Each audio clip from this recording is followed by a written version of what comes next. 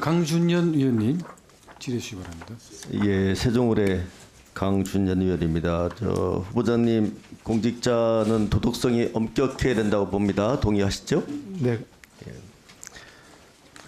미르재단 설립 관련해서 좀 질의 좀 드릴게요.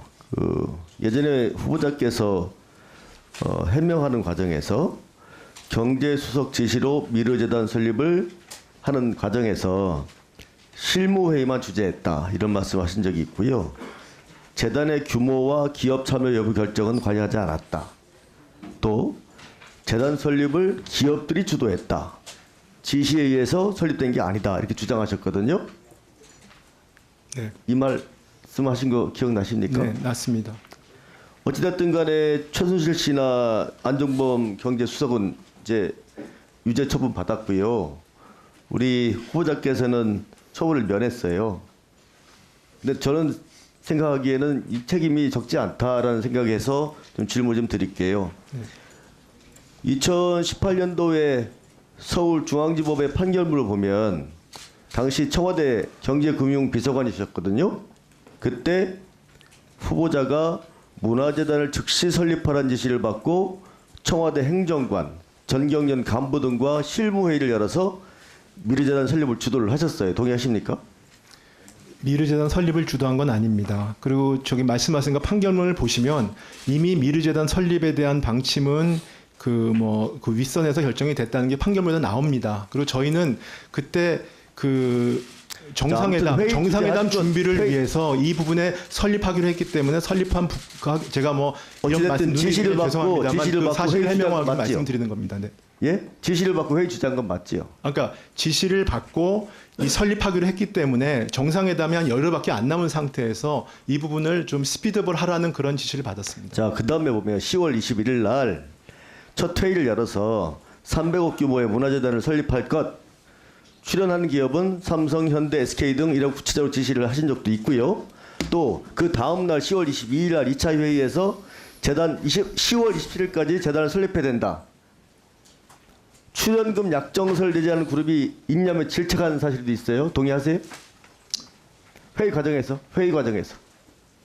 그걸 말씀을 드리니까 제가 해명을 해야 되, 사실을 말씀드려야 되기 때문에 굳이 말씀을 드리면 그 부분들은 과장된 측면이 있습니다. 네. 자, 문제는 이게 뭐냐면은 10월 21일 날 첫 회의를 열고서 이게 설립 허가가 언제 났냐면은 일주일 만에 났어요. 그렇습니다. 아니, 보통 재단 설립할 때 통상적으로 준비 기간이나 허가 받기까지 굉장히 어렵거든요. 보통 사람들은. 근데 의원님 말씀 주셔서 죄송합니다. 그 10월 말에 30일에 리커청하고 대통령 간에 정상회담이 예정이 돼 있고 중국에서 민간 문화재단을 가져오니까 우리 쪽에서 설립하기로 한 이 문화재단이 있어야 여기 설립이 돼야지만 정상회담이 된다는 지시를 받고 저희는 정상회담 준비를 당시한 것뿐입니다. 일주일 만에 재단 설립이 가능합니까? 그러니까 그렇기 때문에 저희가 회의를 한 것입니다. 네. 그러니까 그 당시에는 이게 나중에 저희가 이제 수사 과정이나 재판 과정에서 저도 많이 놀랬지만 그 당시엔 저희는 국정과제라든지 그다음에 정상회담 준비를 위한 그런 실무 준비 과정이다라는 생각을 갖고 나름대로 노력을 했습니다. 그렇지만 제가 여러 차례 말씀드린 것처럼 그런 과정에서 국민의 관점에서 부족한 측면이 아쉬운 측면이 있었다고 생각이 들고요. 저희가 그 부분은 제가 공직을 그만둬서 두는 상황에서도 많은 걸 생각하는 계기가 됐고요. 앞으로 제가 공직에 저한테 기회를 주신다면 그런 부분은 경험을 바탕으로 해서 제가 좀 더 겸허하게 최선을 다하겠습니다. 그럼 향후에 후보자님께서는 이런 미르재단 같은 사례가 또 다시 발생한다면은 이거 하시겠습니까? 안 해야 되겠죠? 네, 지금 그런 상황을 저희가 안다면 안 해야 되겠죠. 네. 당연히 안 해야 되겠죠. 네. 예. 어찌됐든 아까 전자의 도덕성 말씀을 드렸는데 익히 제가 또 우리 후보자에 대한 평을 많이 들었습니다. 모쪼록 지난 과오에 대해서는 좀 반복이 안 됐으면 좋겠다는 생각이 좀 들고요. 네. 이와 관련돼서 다시 한번 국민들 앞에서 다시 한번 다짐하는 차원에서 다시 한번 말씀해 주시기 바랍니다.